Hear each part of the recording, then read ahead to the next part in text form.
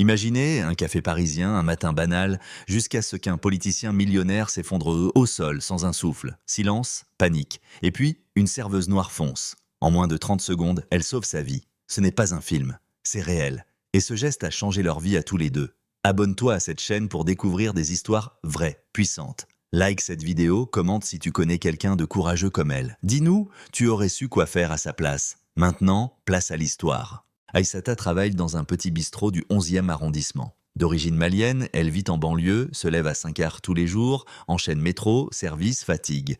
Une routine simple mais honnête. Elle connaît tous les visages du quartier. Elle sait qui prend un café serré, qui veut son croissant bien chaud, qui est toujours en retard. Ce matin-là, elle enchaîne les commandes comme d'habitude. Elle nettoie les tables, sourit, écoute les râleries des clients sur la météo, la politique, les prix qui montent.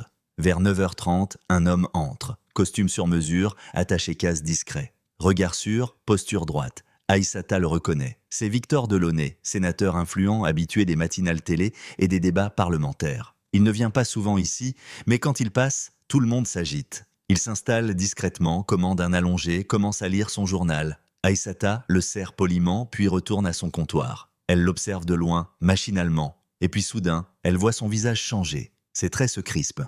Il porte la main à sa poitrine. Il tente de se lever, chancelle. Sa tasse tombe. Puis son corps. Un grand bruit. Le silence se fait. Tous les regards se tournent vers lui. Il est au sol, immobile. Aïssata n'hésite pas une seconde. Elle court, crie « Appelez les secours !» Puis elle s'agenouille. Ce qu'elle fait ensuite, elle ne l'avait jamais fait en vrai, mais elle l'avait appris. 6 mois plus tôt, une collègue l'avait poussée à suivre une petite formation gratuite de premiers secours organisée par la mairie. 2 heures, juste au cas où. Elle avait accepté, presque à contre-cœur. Et là, ce que au cas où Guedo venait de se produire. Elle vérifie la respiration, il ne respire plus, sans panique, elle commence le massage cardiaque, elle compte. Elle appuie fort, comme on lui a appris. Autour, personne ne bouge, certains filment, d'autres prient. Elle continue. 1 minute, 2, puis une quinte de tout, il reprend son souffle, il ouvre les yeux. Victor Delaunay vient de revenir à la vie. Aïssata reste à côté de lui jusqu'à l'arrivée des pompiers. Il la félicite. Elle tremble un peu, mais reste digne. Quelques heures plus tard, son nom est dans tous les médias. Une serveuse noire sauve un sénateur en plein malaise cardiaque. Mais pour elle, ce n'était pas un acte héroïque, c'était une réaction humaine, normale, vitale. Le lendemain matin, Aïssata se rend au travail comme d'habitude. Elle pense que tout va revenir à la normale. Mais en arrivant au café, elle comprend que rien ne sera plus pareil. Des journalistes attendent déjà dehors. Caméra, micro, objectif braqué sur la porte du bistrot. On l'interpelle dès qu'elle approche. « C'est vous, Aïssata ? Comment avez-vous su quoi faire ? Est-ce que vous avez conscience d'avoir sauvé une figure politique majeure ?» Elle ne répond pas. Elle entre sidérée. Son patron l'accueille avec un mélange de fierté et d'inquiétude. « Tu es une star maintenant, Aïssata.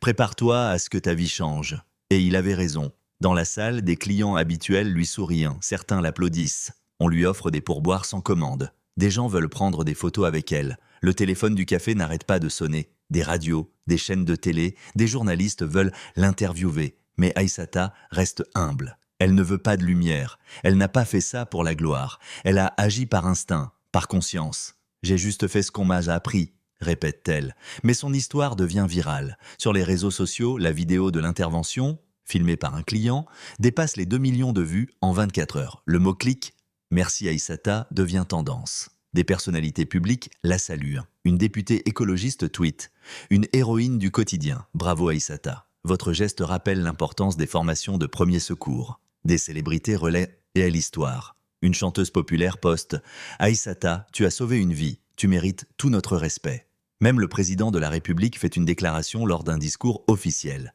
Grâce au courage et au sang-froid d'une citoyenne, une citoyenne ordinaire, un de nos sénateurs est encore parmi nous. Aïssata regarde tout ça depuis son téléphone, incrédule.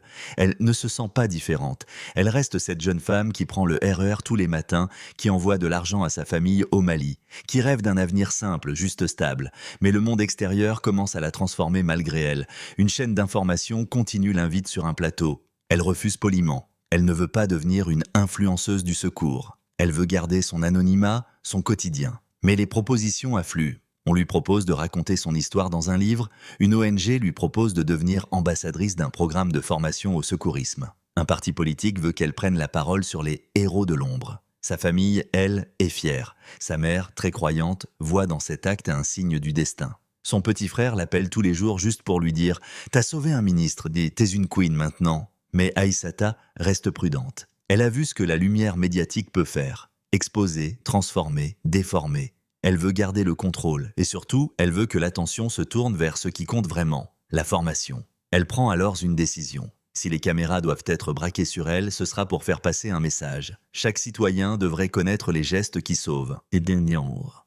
Une semaine après l'incident, Aïssata n'est plus une simple serveuse de quartier. Elle est devenue, malgré elle, un symbole. Pas celui qu'on construit artificiellement, mais celui qu'on impose, par l'image, le récit, la projection collective. Les médias la présentent comme la serveuse noire héroïque, la citoyenne exemplaire, la France du réel. Et si certains l'admirent sincèrement, d'autres récupèrent son histoire à leur avantage. Dans une émission de débat politique, un chroniqueur d'extrême droite tente de tourner l'événement en argument sur l'assimilation réussie, parlant d'elle comme d'un produit exemplaire de l'intégration. Aïssata, qui n'a jamais voulu être un sujet de débat identitaire, se sent trahie. « Je suis juste une femme normale qui a fait ce qu'il fallait », dit-elle dans une interview. Mais ce que les gens veulent, ce n'est pas la normalité. Ils veulent des icônes. Un journaliste lui propose un documentaire, elle refuse. Une grande marque lui propose de sponsoriser une campagne de pub héros de la vie quotidienne. Elle refuse encore. Pourquoi ? Parce qu'elle refuse d'être utilisée. Elle ne veut pas qu'on mette un prix sur son geste. Elle veut que ce geste reste humain, gratuit, désintéressé. C'est ça, pour elle, la vraie force. Mais Aïssata n'est pas naïve non plus. Elle comprend qu'elle a maintenant un pouvoir, celui de parler et d'être écoutée. Alors elle accepte une invitation, celle d'une association de quartier populaire qui organise des ateliers de premiers secours gratuits. Elle y va, sans caméra. Juste elle, les jeunes du coin, quelques mannequins de réanimation et un formateur. Là, elle se sent utile. Elle raconte son histoire. Elle montre les gestes. Et surtout, elle explique que sauver une vie, ce n'est pas un miracle, c'est une compétence. Ça s'apprend. Là, dans cette salle municipale entourée d'adolescents, elle se sent plus à sa place que sur n'importe quel plateau télé. Mais ce nouveau rôle attire aussi des regards. Un jour, un élu local vient la voir à la fin d'un atelier. Il lui glisse discrètement « Vous savez, Aïssata, vous devriez penser à vous présenter. On manque de figures comme vous en politique. » Elle sourit poliment. Elle ne dit rien. Mais dans sa tête, une idée germe. Pas la politique, non. Mais peut-être autre chose, peut-être un projet personnel, concret, utile. Le soir, dans sa chambre, elle remplit un dossier de demande de formation pour devenir formatrice en secourisme. Pas pour les caméras, pour de vrai. Sur le terrain, le café continue de tourner. Les clients la reconnaissent. Certains la remercient, d'autres lui demandent d'accepter des selfies. Mais elle reste fidèle à elle-même. Elle continue de servir, de sourire, de bosser dur. Mais quelque chose a changé. Elle sait maintenant que même une serveuse peut faire bouger les lignes, que le courage, ce n'est pas un costume ou un statut, c'est un choix. Et surtout, elle comprend d'une chose, ce n'est pas elle qui a changé, c'est le regard des autres. 2 semaines Bresse. 2 mai après son malaise cardiaque, le sénateur Victor Delaunay sort de l'hôpital. Il a échappé de peu à la mort. Et dans chaque déclaration, il répète le même mot, gratitude. Mais au-delà des formules de circonstance, il veut faire un geste concret. Il contacte personnellement Aïssata. Elle reçoit un appel de son assistant. On lui propose un rendez-vous officiel, discret, dans les bureaux du Sénat. Elle hésite, elle en parle à son patron, à sa mère, à une amie de confiance. Tous lui disent « Va, c'est une reconnaissance, c'est normal ». Elle finit par accepter. Le jour du rendez-vous, elle prend le RER, monte les marches du Palais du Luxembourg, passe les contrôles de sécurité, entre dans un bâtiment qu'elle n'aurait jamais imaginé visiter. Victor Delaunay l'accueille personnellement. Physiquement affaibli mais souriant, sincère. Il lui serre la main, la regarde droit dans les yeux. « Vous m'avez sauvé la vie, madame, et je ne vous remercierai jamais assez. » Elle répond calmement « J'ai juste fait ce qu'il fallait. » Ils échangent quelques mots. Il veut en savoir plus sur elle, son parcours, ses envies. Elle parle de son travail, de sa famille et de son envie de devenir formatrice en secourisme. À ce moment, quelque chose se passe. Une proposition inattendue. Le sénateur lui dit « Aïssata, je vais vous aider. Il faut que votre exemple serve, que votre voix porte. » Il lui propose d'intervenir lors d'un colloque sur l'accès aux soins d'urgence dans les quartiers populaires. Il veut qu'elle raconte son histoire devant des élus, des médecins, des responsables d'associations. Elle n'a jamais parlé en public, mais elle accepte. Quelques semaines plus tard, elle prend la parole. Elle tremble au début, mais dès les premiers mots, le silence se fait dans la salle. Elle raconte tout, sans pathos, sans mise en scène, juste les faits, sa réalité, son action. Et elle conclut par une phrase qui restera dans les esprits. « Si j'ai pu sauver une vie, c'est parce que quelqu'un m'a appris comment faire. » Ce quelqu'un, c'était une bénévole, une femme invisible. C'est elle la vraie héroïne. Moi, je n'ai fait que continuer la chaîne. L'assemblée l'applaudit debout. Le lendemain, plusieurs associations reçoivent des demandes d'inscription record pour leur formation de premiers secours. Des villes annoncent de nouveaux budgets pour ces programmes. Les gestes qui sauvent deviennent un enjeu national. Et Aïssata, elle retourne au café le lendemain. Elle enfile son tablier. Elle sert les cafés comme si de rien n'était. Mais tout le monde sait, elle est celle qui a parlé au Sénat. Celle qui a fait bouger les lignes, sans cri, sans colère, juste avec un cœur solide et une main ferme. Victor Delaunay, de son côté, continue sa carrière. Mais il insiste désormais pour que chaque réunion politique à laquelle il participe commence par un rappel. Qui ici connaît les gestes de premier secours? Et à chaque fois qu'il évoque le sujet, il termine par ces mots. Si je suis là aujourd'hui, c'est grâce à Aïssata. Malgré les applaudissements, les articles et les hommages, Aïssata ressent une pression croissante. Ce n'est pas une pression physique, visible, brutale. C'est une pression sourde, silencieuse, constante. Elle a désormais une image publique à porter, une héroïne à incarner. Chaque mot qu'elle dit est repris, chaque geste est scruté. Quand elle refuse une interview, certains la traitent d'ingrate. Quand elle accepte une invitation à parler de secourisme, d'autres l'accusent de vouloir profiter de son buzz.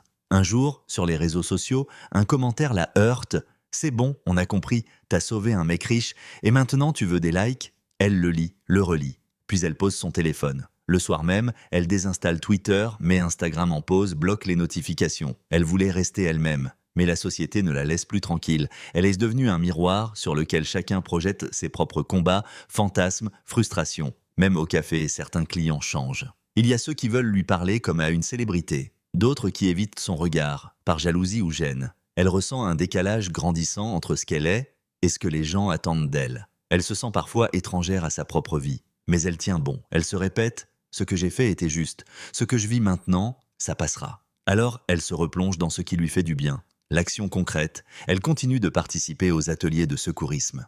Elle y trouve un espace de vérité loin des caméras. Elle forme des jeunes, des mères isolées, des petits commerçants. Elle les regarde apprendre, pratiquer, se rassurer. Et là, elle se sent utile, réellement. Mais le monde extérieur revient toujours à la charge. Un jour, un grand magazine lui propose une couverture. Aïssata, la France qui sauve.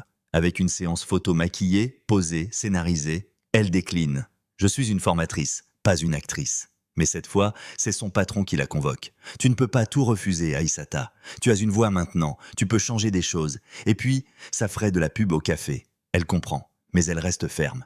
Elle veut choisir. Elle décide alors de créer un compte YouTube. Pas pour elle, pour les gestes, les vrais. Elle y publie de courtes vidéos pédagogiques, simples, accessibles à tous. Comment réagir à un étouffement? Comment utiliser un défibrillateur? Quel numéro appeler en cas d'urgence? En quelques semaines, la chaîne explose. Pas par spectacle, mais par utilité. Elle reçoit des messages de toute la France. Grâce à ta vidéo, j'ai su quoi faire quand mon père a fait un malaise. Et je l'ai montré à mes élèves. Merci. C'est là qu'elle comprend. Elle n'a pas besoin de devenir autre chose. Elle n'a pas besoin de jouer un rôle, ni de fuir son histoire. Elle peut être cette femme simple, droite, qui transmet ce qu'elle sait. Pas pour exister, pour sauver. Et cela suffit. Quelques mois ont passé. Le nom d'Aïssata ne fait plus la une des journaux. Les projecteurs se sont tournés vers d'autres histoires. Mais elle continue. En silence. Avec rigueur. Avec cœur. Sa chaîne YouTube dédiée aux gestes de premier secours franchit les 200 000 abonnés. Et surtout, elle est utile. Chaque jour, elle reçoit des témoignages. Des anonymes, des vrais gens. Un adolescent lui écrit « J'ai sauvé mon petit frère grâce à ta vidéo sur l'étouffement ». Une directrice d'école lui dit « On a intégré ton tutoriel dans nos séances de sensibilisation ». Pour la première fois de sa vie, Aïssata se sent légitime. Pas seulement dans l'émotion, dans la transmission.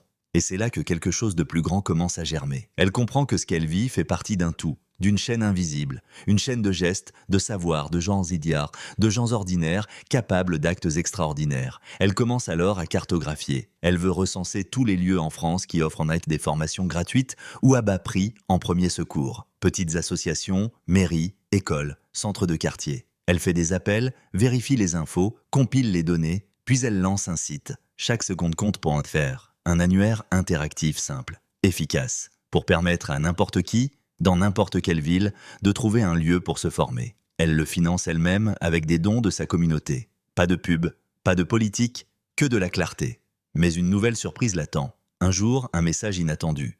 L'Éducation nationale la contacte. Un inspecteur a vu son site, lu ses tutoriels et veut la rencontrer. Il parle. Longtemps. Très longtemps. Quelques semaines plus tard, on lui propose un rôle de consultante bénévole pour repenser le programme de sensibilisation aux gestes qui sauvent à l'école primaire. Elle accepte, et la boucle se referme. Aïssata, la fille du quartier, la serveuse, l'invisible, devient celle qui enseigne à ceux qui construiront demain. Elle entre dans les écoles, pas pour raconter son histoire, pour faire pratiquer, pour démystifier, pour transmettre. Elle montre que sauver une vie, ça ne vient pas d'un diplôme ou d'un statut. Ça vient d'un réflexe, d'un savoir, d'un minimum d'audace. Et les enfants comprennent, ils répètent les gestes, ils posent des questions, ils rient, ils apprennent. Un jour, une fillette lève la main. « Madame, ça veut dire que moi aussi je pourrais sauver quelqu'un un jour ?» Et Aïssata répond sans hésiter. « Oui, et je suis là pour que tu sois prête. » Ce jour-là, elle rentre chez elle en silence. Le ciel est gris, la ville est bruyante, mais dans son cœur, tout est clair. Elle a transformé un accident en mouvement, un instant en mission. Et elle sait que ce qu'elle fait n'a pas besoin de flash ni de discours, parce que les vraies chaînes de solidarité ne font pas de bruit. Elles agissent, discrètement, puissamment, humainement. Un an jour pour jour, après avoir sauvé Victor Delaunay, Aïssata retourne au même café. Elle a demandé un jour de congé dans son nouveau poste à mi-temps. Elle est désormais officiellement formatrice, certifiée en premier secours pour la ville de Paris. Ce matin-là, elle entre dans le bistrot comme une cliente ordinaire. Son tablier n'est plus là. À la place, un sourire tranquille et une confiance qu'elle ne portait pas avant. Elle s'assied à la même table, celle d'où elle avait vu Victor tomber. Le serveur la reconnaît. Il lui sert un café sans rien dire, juste un regard complice. Elle observe la salle. Rien n'a vraiment changé. Mais tout est différent. Car dehors, le monde a bougé. Depuis cet événement, plus de 300 000 personnes se sont formées gratuitement aux gestes de premier secours, selon les chiffres des collectivités. Les centres de quartier ont vu doubler leurs inscriptions. Des entreprises ont instauré des mini-formations obligatoires pour leurs employés. Et Aïssata, elle, continue. Elle ne cherche plus à fuir l'attention, mais à la rediriger, vers l'essentiel, vers les autres. Son site chaquesecondecompte.fr est devenu une référence. Il est utilisé par les pompiers, les hôpitaux, les associations. Il a même été traduit en anglais pour des programmes pilotes en Afrique francophone. Mais Aïssata reste fidèle à sa mission initiale, rendre le savoir accessible. Un jour, elle reçoit un message particulier. Il vient du fils de Victor Delaunay. Il a 17 ans. Il écrit simplement « Je me suis inscrit à une formation grâce à vous.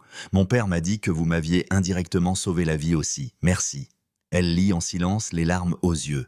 Parce qu'au fond, c'est ça. L'héritage vivant. Pas des statues, pas des médailles, pas des articles, des gestes transmis, des vies changées, des gens préparés. Et puis, un matin d'été, elle reçoit une lettre officielle. Le ministère de la Santé veut lui remettre la médaille d'honneur, une médaille d'honneur pour son engagement citoyen. Elle hésite, encore, toujours. Elle n'a jamais aimé les cérémonies. Mais cette fois, elle accepte, parce qu'elle comprend que ce n'est pas pour elle. C'est pour toutes celles et ceux qu'elle représente. Les invisibles, les silencieux, les petites mains qui un jour font quelque chose de grand. La cérémonie est sobre. Victor Delaunay est là. Il prend la parole, parle de courage tranquille et d'humanité vraie. Aïssata écoute, puis monte sur scène. Elle tient un petit discours. Cette médaille, je la prends au nom de toutes les personnes qui ne sont pas vues, mais qui agissent. Je n'ai pas sauvé une vie pour être décorée. J'ai agi parce que j'étais prête. Et je veux que chacun ici puisse être prêt aussi. Applaudissements, flashs. Mais elle s'en va vite, après.